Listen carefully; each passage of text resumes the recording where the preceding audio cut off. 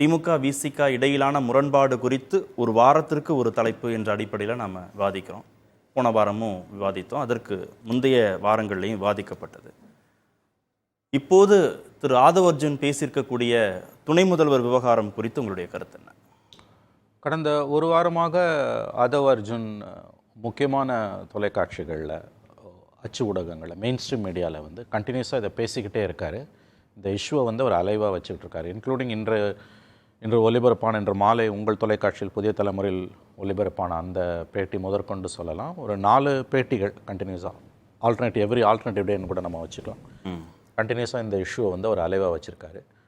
உங்களுக்கு முன்பு கொடுத்த தந்தி டிவியில் கொடுத்த இன்டர்வியூவில் அவர் சொன்னது தான் வந்து டிஎம்கே கிட்டேருந்து ரியாக்ஷனை வரவழைத்தது. ஆராசா அவர்கள் பேசினார்.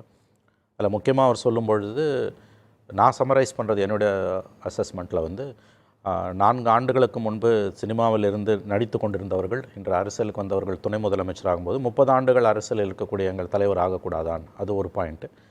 வட மாவட்டங்களில் நாங்கள் இல்லாமல் அவர்கள் வெற்றி பெற முடியாதுன்னு சொன்ன பாயிண்ட்டு. அதன் பிறகு வந்து காமன் மினிமம் ப்ரோக்ராம் வேணும்னு சொன்னது. அப்புறம் மாமன்னன் படத்தை உதாரணம் காண்பித்து சொன்னது. சம்மரைஸ் பண்ணுறதுனா அப்படி தான் நம்ம இதை சம்மரைஸ் பண்ண முடியும். இதில் வந்து ஆராசா அவர்களுடைய டிஎம்கே ஆராசா அவர்களுடைய பேட்டியை நான் எப்படி புரிஞ்சுக்கிறேன்னா, அவங்களுக்கு வந்து இந்த வட மாவட்டங்களில் திமுக விசிக ஆதரவு இல்லாமல் திமுக வெற்றி பெற முடியாதுன்றதெல்லாம் தாண்டி, காமன் மினிமம் ப்ரோக்ராமை தாண்டி அவர்களை சஞ்சலப்படுத்தியது என்பது வந்து 4 ஆண்டுகளுக்கு முன்பு சினிமாவில் நடித்து கொண்டிருந்தவர்கள் என்று அவர் சொல்வது உதயநிதியைத்தான் சொல்கிறார்கள் என்பது எல்லோருக்கும் தெரிந்த விஷயம்.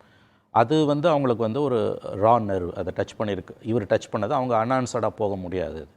ஸோ அவங்க ஃபயர் வால் பண்ணுறாங்க. அதுதான் டிஎம்கேவோட ரியாக்ஷனுக்கு முதல் காரணம்னா அதுதான் நான் பார்க்குறேன். ஏன் திரும்ப அமைதியாக இருக்கார்? அதுதான் வரேன் நான் அடுத்த பாயிண்ட் வரேன். இன்றைக்கு உங்களுடைய பேட்டியிலையும் அதை அவர் பேசிட்டு போகிறாரு. ஆனால் கடந்து போகிறார் அந்த விஷயத்தை, உதயநிதி ஆஸ்பெக்ட். அவர் டிஎம்கே மீது வைக்கக்கூடிய விமர்சனங்களில் முக்கியமானது திமுக கிட்ட நான் கேட்கல, உதயநிதியையும் நான் சொல்லலைன்னு சொல்கிறாரு. ஒரு லாங் டேர்ம் பிளானாக நாங்கள் இதை வைக்கிறோம்னு அவர் சொல்கிறாரு. அப்புறம் வந்து அவர் வந்து 2016 வந்து மக்கள் நல கூட்டணி காலகட்டத்தில் கூட்டணி அரசு ஏன் வேண்டும் என்று திருமா எழுதிய அந்த புத்தகத்தை ரவிக்குமார், நம்ம ரவி எழுதின புத்தகத்தை சொல்கிறாரு. அப்புறம் அனைவருக்குமான அதிகாரம்னு திருமா பேசின பேச்சுக்களெல்லாம் அவர் சொல்கிறாரு. கண்டினியூஸாக 1 வீக்காக அவர் வந்து இதை பேசிகிட்டு இருக்கார். அதுவும் வந்து முதலமைச்சர் அமெரிக்காவிலிருந்து திரும்பிய பிறகு திருமாவர்களை போய் அவர் அறிவாலயத்தில் பார்த்துட்டு வந்த பிறகு எல்லாமே நார்மல் ஆகிடுச்சு அப்படின்னு நினைத்து கொண்டிருந்த பொழுது இந்த பிரச்சனை மறுபடியும். இதில் ஒரு விஷயம் கவனிக்க வேண்டியது, விடுதலை சிறுத்தைகளுடைய 2ஆம் கட்ட தலைவர்கள் திரு ரவிக்குமார், திரு வன்னியரசு, திரு சிந்தனை செல்வன், திரு பாலாஜி போன்றவர்கள் வந்து அது முதிர்ச்சியற்றதுங்கிறாங்க, தனிப்பட்ட கருத்துன்னெலாம் சொல்கிறாங்க, கூட்டணி பலமாக தான் இருக்குன்னு சொல்கிறாங்க. ஆனால் எந்த கருத்தையுமே சொல்லாமல் கட்சியின் தலைவர் திரும்ப அமைதியாக இருப்பது, இந்த நிமிடம் நம்ம பேசிட்டு இந்த நிமிஷம் வரைக்கும் அவர் பேசவே இல்லை திருமாவளவன். இது குறித்து அதுதான் இந்த பிரச்சனையோட சுவாரஸ்யமான அம்சம். இன்ட்ரெஸ்டிங். ஏன்னா அவர் இப்போ திரும்ப சம்மதம் இல்லாமல் பேசியிருப்பாருன்ற பெரிய கேள்வி தான் எழுந்து நிற்குது. ஏன்னு கேட்டிங்கன்னா வந்து இவ்வளோ பெரிய இஷ்யூவை வந்து இப்போ நீங்கள் வந்து ஒரு வேங்கை வயல் இஷ்யூவையோ அல்லது வந்து தலித்துகளுக்கான கொடுமைகள் தமிழகத்தில் கடந்த 3.5 ஆண்டுகளாக அதிகமாக இருக்கிறதுன்ற மாதிரியான இஷ்யூஸை பேசினாங்கன்னா அதில் வந்து திரும்ப அமைதியாக இருந்தாருன்னா நீங்கள் அதை புரிஞ்சுக்கலாம். அது ஒன்றும் அடிப்படையில் கூட்டணியை அசைச்சு பார்க்குற விஷயம் கிடையாது. ஆனால் அவங்க கட்சியோட துணைத் தலைவர்களில் ஒருவராக இருக்கக்கூடிய ஆதவ் அர்ஜுனா அவர் வந்து உதயநிதியை மெயின் பண்ணி பேசுகிறாரு. ப்ளஸ் ஆட்சியில் அதிக பங்கு வேணுன்றதும், நாங்கள் இல்லாமல் நீங்கள் ஜெயிக்க முடியாதுன்றதுல சீரியஸ் சார்ஜஸ். இதில் வந்து திருமா வந்து அமைதியாக இருக்க முடியாது. அவர் ஏதாவது ஒரு கருத்தை தெரிவித்து தான் ஆகணும். இன்னொரு கருத்தையும் கவனத்துக்கு கொண்டு வரோம். நம்ம இன்னைக்கு அவருடைய நேர்காணலில் நம்ம குறிப்பிட்ட செய்தி இன்னொரு ஊடகத்துக்கு அவர் கொடுத்ததில் 2026 யாருக்குமே மெஜாரிட்டி கிடைக்க போகிறதே கிடையாது, கட்டாயம் கூட்டணி ஆட்சிங்கிறத நோக்கி தான் தமிழ்நாடு போக போகுது, அதனால விசிகாவுக்கு அதில் ஒரு வாய்ப்பு இருக்குன்னு அவர் நம்பிக்கை இருக்கு. அதான் பேசிக் இஷ்யூஸ் எழுப்புறாரு. இனிமே வந்து அதை வந்து நண்பர் திருமா அவர்கள் வந்து இதில் மௌனம் காக்க முடியாது. அட் சம் ஸ்டேஜ் வந்து அவர் வாய் திறந்து பேசி தான் ஆகணும். இல்லைனா வந்து இவர் ஆதவ் சொல்கிறத வந்து அவர் அங்கீகரித்த மாதிரி தான் ஆகிடும். ஒன்று ஆதவ் அர்ஜுன் மேலே நடவடிக்கை எடுக்கணும், இல்லைனா அவர் ஆதவ் அர்ஜுன் மேலே அவர் நடவடிக்கை எடுக்க வேணும். இல்லைனா ஆதவ் அர்ஜுன் சொன்னது சரிதான் தவறுன்னு கேட்கணும். இது ரெண்டு, அதாவது வந்து ஒரு மனிதன் 2 படகுகளில் பயணம் செய்ய முடியாது. இன்னொரு விஷயம், இவங்க டிஎம்கே சைட்லேருந்து நான் பார்ப்பது, நேற்று ஆராசா அவர்களோட அந்த பேட்டியில் கூட ஒன்று உதயநிதியை ஃபயர்வால் பண்ணுறாங்க. ரெண்டாவது முக்கியமான ஒரு பாயிண்ட் என்னென்னா, இது கொஞ்சம் நீங்கள் டீப்பாக பார்க்கணும். அதாவது இந்த கூட்டணி இது தொடர்ந்து 3 தேர்தல்களில் வெற்றி பெற்று கொண்டு இருக்கக்கூடிய ஒரு கூட்டணி. அதுவும் லாஸ்ட் எலெக்ஷனில் வந்து 100% சக்ஸஸ் கொடுத்துருக்காங்க. 26 வந்து அவங்க வந்து இப்பயே அந்த வெற்றி உறுதி என்ற ஒரு மனநிலையில தான் இருக்கிறார்கள். குறிப்பாக திமுக வந்து 26 வந்து ஒரு டன் டீல்ன்ற ஒரு 200 இலக்கு இருக்கு. 200 இலக்கு வச்சுருக்காங்க. அதை தான் அவங்க நம்புகிறாங்க. நான் இவங்களோட பலம் நான் பார்க்குறது, இவங்களுக்கு உண்மையிலே கீழே வந்து கிரவுண்டில் வந்து சப்போர்ட் இருக்குது, இவர்களை தோற்கடிப்பது கடினம்ன்றதுலாம் புரியுது எனக்கு. பட் இவங்களோட பலம், இவங்களோட ஆக்சுவலாக கிரவுண்டில் இவங்களோட பலத்தை விட இவர்கள் தோற்கடிக்கப்பட முடியாத ஒரு கட்சி இந்த கூட்டணி வந்து இந்தியா பிளாக், திமுக தலைமையிலான அந்த இந்தியா கூட்டணி தோற்கடிக்கப்பட முடியாத ஒரு கூட்டணி என்கின்ற அந்த பர்செப்ஷன் இருக்குது பார்த்தீங்களா, அது வந்து ஆக்சுவல் ஸ்ட்ரென்த்தை விட அதிகமாக இருக்குது. நான் அந்த பர்செப்ஷனை அதில் ஓட்டையை போடுறாரு ஆதவ் அர்ஜுனா. அதுதான் வந்து திமுகவால் தாங்கிக் கொள்ள முடியாததாக இருக்கிறது.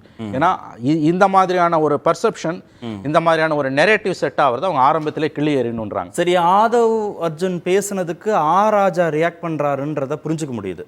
திமுகவை நோக்கிய திரு உதயநிதியை நோக்கிய விமர்சனம்ங்கிறதுனால விசிகாவுடைய 2ஆம் கட்ட தலைவர்களும் இவ்வளோ தூரம் ரியாக்ட் பண்ணியிருக்காங்க. முதிர்ச்சியற்றதுன்னு திரு ரவிக்குமார் சொல்றாரு, தனிப்பட்ட கருத்துன்னு மற்ற தலைவர்கள் சொல்றாங்க. திருமாவை தவிர மற்றவங்களும் பேசுறாங்களே. ஆமாம், இப்போ இவங்க பார்த்தீங்கன்னா இவங்க 5 பேருமே வந்து லா மேக்கர்ஸ்னு சொல்லக்கூடிய எம்பிஸாகவும் எம்எல்ஏஸாகவும் இருக்கக்கூடியவங்க. ரவிக்குமார் 2வது முறை எம்பி ஆயிருக்காரு. மற்றவங்க 4 எம்எல்ஏஸ் இருக்காங்க. சிந்தனை செல்வன், பாலாஜி, ஆளூர் ஷானவாஸ், எல்லாருமே வந்து இப்போ சட்டமன்றத்தில் உறுப்பினர்களாக இருக்கக்கூடியவர். வன்னி தவிர. ஸோ இவங்களோட நிர்பந்தத்தை நம்ம புரிஞ்சுக்கலாம். இது வந்து இப்போ இவர் ஆதவ் அர்ஜுன் வந்து அவர் வந்து கட்சி பொறுப்பில் தான் இருக்காரே ஒழிய அவர் எம்எல்ஏவாவோ எம்பியாவோ இல்லை. இந்த நிர்பந்தன்ற வார்த்தை இருக்குல்ல, அப்போது வன்னியரசுக்கு, சிந்தனை செல்வனுக்கு, ஆளூர் ஷானவாஸுக்கு, ரவிக்குமாருக்கு, பாலாஜிக்கு நிர்பந்தம்னா அது திமுக நிர்பந்தம், அப்படிதானே? டெஃபினெட்லி. இப்போ திமுக உதவி இல்லாமல் அவர்கள் வந்து இந்த பதவிக்கு வந்திருக்க முடியாது, அது ஆப்வியஸ். சரி, அப்போ ஆதவ் அர்ஜுன் பக்கம் திருமாவளவன் நிற்கிறாரா? எனக்கு தெரியல. அவர் ஆதவ் அர்ஜுன் பக்கம் திமுக திருமா நிற்கிறாரா இல்லையான்றத திருமா தான் சொல்லணும்.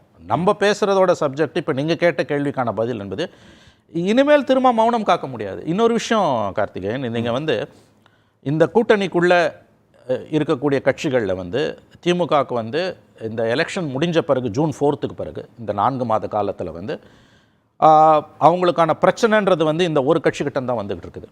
மற்ற 2 லெஃப்ட் பார்ட்டிஸோ அல்லது வந்து மதிமுகவோ காங்கிரஸோ ஒரு சின்ன மர்மரிங் கூட கிடையாது. காங்கிரஸ் பேசினாங்க, கார்த்தி வந்து ஒரு மீட்டிங்ல பேசினாரு, செல்வ பெருந்தகை பேசினாரு. ஆனால் கண்டினியூஸா வந்து பேசுறது வந்து திருமாவோட கட்சியிலேருந்து விசிகாலேருந்து மட்டும்தான் இது வந்துகிட்டு இருக்குது. அங்கே ஆஃப் ஆயிடுச்சு, காங்கிரஸ் தரப்பில் ஆஃப் பண்ணிட்டாங்க அவங்க. இப்போ லெஃப்ட் பார்ட்டிஸ் கிட்டேருந்து எதுவுமே இல்லை, மதிமுக கிட்டேருந்து எதுவுமே இல்லை. இந்த ஒரு விசிகா கிட்டேருந்து மட்டும்தான் இது வருது. அதுவும் வந்து இன்றைக்கு வந்து முதலமைச்சர் அவர்கள் அமெரிக்காவில் இருக்கும்பொழுது திருமா வந்து அந்த மதுவிலக்கு மாநாடு சம்பந்தமாக பேசினது. அதுக்கு பிறகு அந்த பிரச்சனை முதலமைச்சர் நாடு திரும்பிய பிறகு சந்தித்த பிறகு அது சொல்யூஷன் வந்துடுச்சுன்னு நம்ம நினைச்சோம்.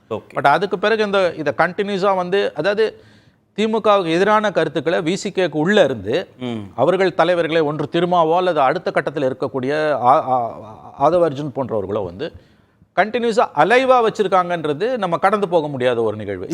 மௌனமும் கடந்து போக முடியாது. சுருக்கமா 1 பாயிண்ட் சொல்லிடுறேன். இதை வந்து இவங்க 2 தரப்புமே முற்றுப்புள்ளி வைக்கிறது நல்லது. ஏன்னா நீங்க இந்த மாதிரி தொடர்ந்து வந்து பொது வெளியில சண்டை போட்டுக்கிட்டு கடைசியில் அலையன்ஸ் வந்ததுனாலும் அது வந்து உங்களுக்கு 2011 காங்கிரஸ் டிஎம்கே கடைசி நேரத்தில் பிரிஞ்சு போயிட்டு ஒன்று சேர்ந்தப்ப கீழே ஜெல்லாவாது. இது என்ன மெசேஜை கீழே இந்த 2 கட்சி தொண்டர்களுக்கு கொடுக்குன்றத 2 கட்சி தலைமையும் தான் யோசிக்கணும். நிகழ்ச்சியின் இப்பகுதியை இணைந்து வழங்குவோர் V-Guard